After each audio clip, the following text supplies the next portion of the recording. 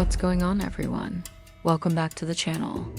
This is TFD checking in with another update, and today we've got to talk about Caitlin Clark once again because she is officially back in the headlines. Over the weekend, Team US quietly updated her headshot and adjusted her bio information, and almost immediately the internet picked it up. As usual, once Caitlin Clark's name starts moving, the content starts circulating fast, and that's exactly what we're seeing right now.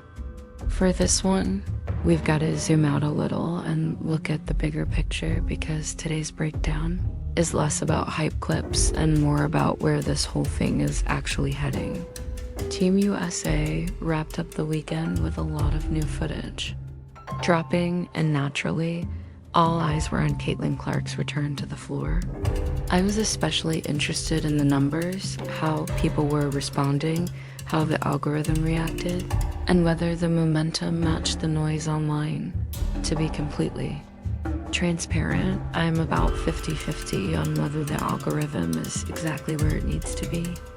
Day 1, the numbers were fluctuating up, down, sideways.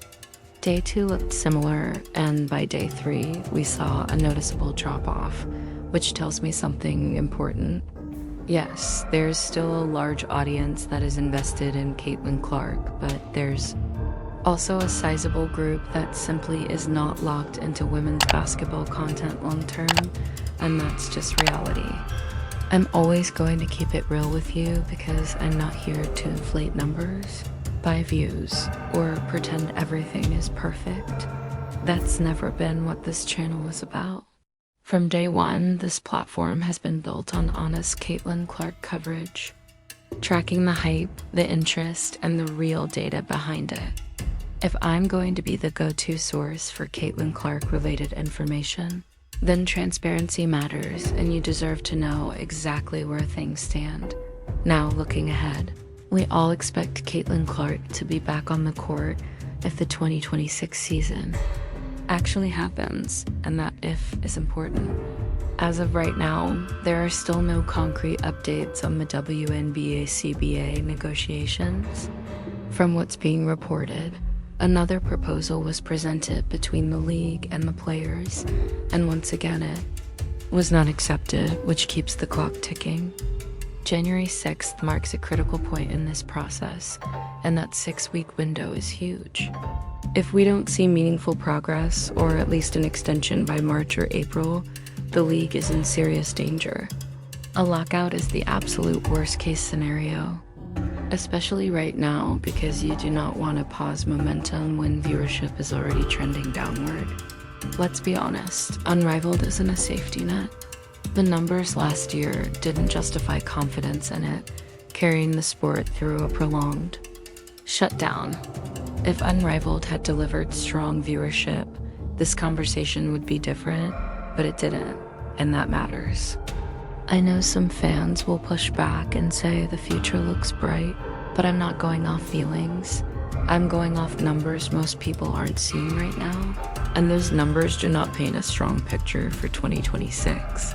That's why tracking Caitlin Clark's impact is so important and why keeping her visibility high matters. Because without that, this whole surge risks becoming a one-hit moment. I'd rather tell you the truth than sell you a fantasy dot. With that being said, we've got to head over to X and check out the latest updates coming out about our girl. This was the update that dropped today about Caitlin Clark, with a shout out to the off-season Caitlin Clark sources who said, Caitlin's profile and headshot have been updated on USA Basketball's website. This right here is the new and improved looking Caitlin Clark. And as you can see from this picture, just judging by her shoulders, it looks like she's lost a good amount of weight. This is the Caitlin we want to see, the Caitlin that pulls up. From the logo, and judging by the footage that came out this weekend, there were a lot of logo 3s being knocked down. Another thing the off-season update included was a refresh of her professional information. This is Caitlin Clark's updated professional notes, and it's another sign that things are clearly moving behind the scenes. In her rookie season with the Fever, Clark set the league's single-season record with 337 assists and single-game record with 19 assists, broke the rookie scoring record with 769 points, and became the first rookie to achieve a triple-double.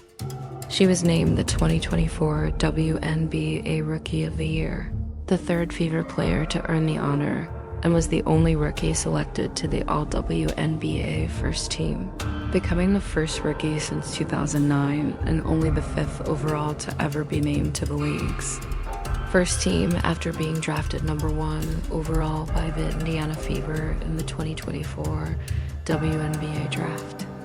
Every time you look at her stats, it just hits you all over again because the numbers don't lie, and they remind you exactly how special she is and why her impact on the game is already legendary.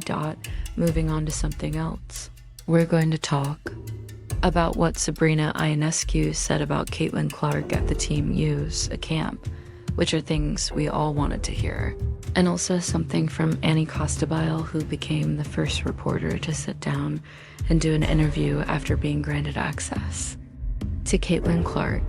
She spoke about what she saw up close during that time, and we're going to get into that shortly. The reporter talked about how it was just a good time at camp with 3 days in North Carolina, a little snow on one of the days, giving just a taste of winter in the South, and it was interesting to see what Coach Kara Lawson is prioritizing in terms of how she wants to make her imprint on this program. It was fun to see the players in a live game situation again, because you think about how Caitlin hasn't played since July 15th, and there were 4 Sparks players at this camp whose season ended on September 11th. So it's been a long time since any of them have really played competitive basketball.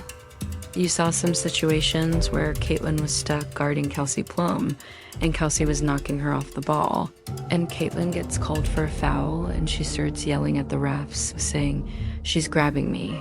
And all of the coaches from WNBA teams who were sitting there watching were just cracking up.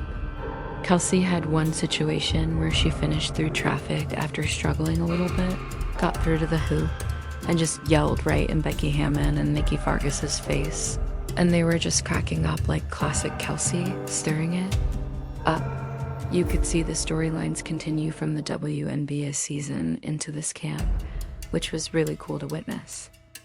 And for their first senior national team camp was exciting, though there's obviously a lot of work that needs to be done. Caitlin coming off of this injury, this was the first time that we all have seen her operating at 100% since her injury, and she herself admitted that even though she feels like she's at 100%, there's still a lot of rust that she needs to shake off. Just seeing these young players come in for the first time was probably the most noteworthy aspect of U.S. camp in Raleigh this past weekend. When asked about Caitlin Clark's play and whether she impressed, since Kara Lawson talked highly of her as well, Chloe said that shot of hers that we're all so familiar with is very much still there. Her speed